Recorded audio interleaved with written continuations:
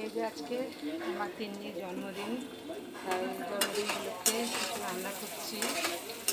ভাবলাম এটা তোমাদের সাথে শেয়ার করি, অনেকদিন তো ভিডিও শেয়ার করা হয় না। আমি কি রান্না করছি চলো তোমাদেরকে দেখাই। তো এই যে এখানে করলা ভাজা করছি, 5 রকমের ভাজা, সব ভাজা হয়ে গেছে, করলাটা ভাজা করলেই হয়ে যাবে। আর এখানে ডাল করেছি, ছোলার ডাল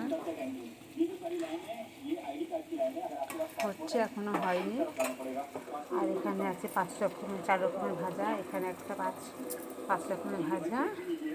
আর এখানে মটন, যেহেতু আমার তিন্নি মাছ খেতে ভালোবাসে না, মটনটা খেতে ভালোবাসে, ওর জন্য মটন করা হচ্ছে।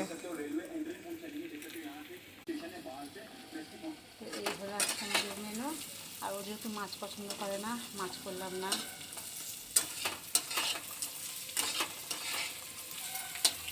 রান্না হয়ে গেলেই খেতে দিয়ে দেবো।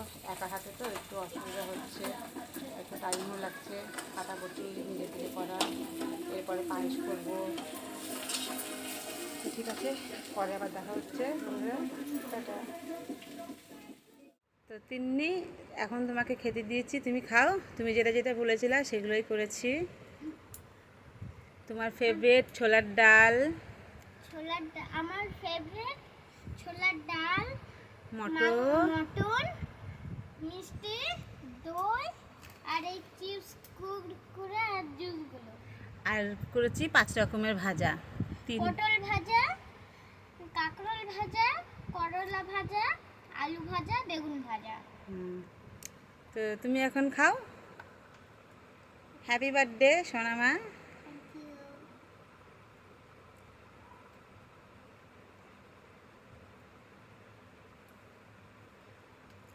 ঠিক আছে, খাও।